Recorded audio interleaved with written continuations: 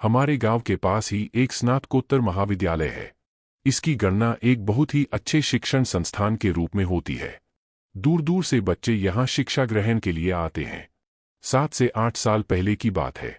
बिहार का एक लड़का यहाँ हॉस्टल में रहकर पढ़ाई करता था। वह बहुत ही मेधावी और मिलनसार था।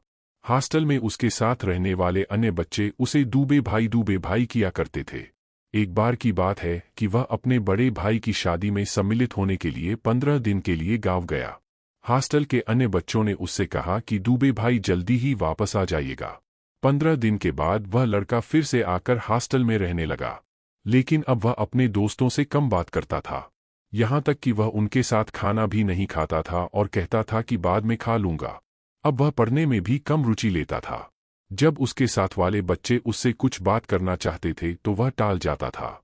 वह दिन भर पता नहीं कहाँ रहता था और रात को केवल सोने के लिए हॉस्टल में आता था।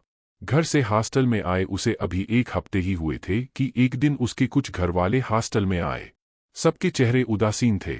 एक लड़का उन लोगों से बोल पड़ा कि दूबे भाई तो अभी हैं नहीं, वे तो केवल रात को सोने आते हैं। उस लड़के की बात सुनकर दूबे के घरवाले फफक कर रो पड़े और बोले, वह रात को भी कैसे आ सकता है? हम लोग तो उसका सामान लेने आए हैं। अब वह नहीं रहा। हॉस्टल से जाने के 2 दिन बाद ही वह मोटरसाइकिल से एक रिश्तेदार के वहां जा रहा था। उसकी मोटरसाइकिल एक तेज आती ट्रक से टकरा गई थी और वह ऑन स्पॉट ही काल के गाल में समा गया था। इतना कहकर वे लोग और तेज रोने लगे।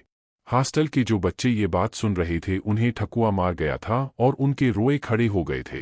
वे बार बार यही सोच रहे थे कि रात को जो लड़का उनके पास सोता था या जिसे वे देखते थे, क्या वह दूबे भाई का भूत था? खैर, उस दिन के बाद दूबे भाई का भूत फिर कभी सोने के लिए हॉस्टल में नहीं आया, पर कई महीनों तक हॉस्टल के सारे बच्चे खौफ में जीते रहे और दूबे भाई के रहने वाले कमरे में ताला लटकता रहा। लोग कहते रहे कि दूबे भाई को अपने हॉस्टल से बहुत ही लगाव था, इसलिए स्वर्गीय होने के बाद भी वे हॉस्टल का मोह छोड़ न सके। कहते हैं आज भी जो बच्चे दूबे भाई के भूत के साथ सोते थे डरे समय ही रहते हैं। यह घटना सही है या गलत, यह मैं नहीं कह सकता, क्योंकि मैंने यह घटना अपने क्षेत्र के कुछ लोगों से सुनी है। खैर, भगवान दूबे भाई की आत्मा को शांति और मोक्ष प्रदान करें।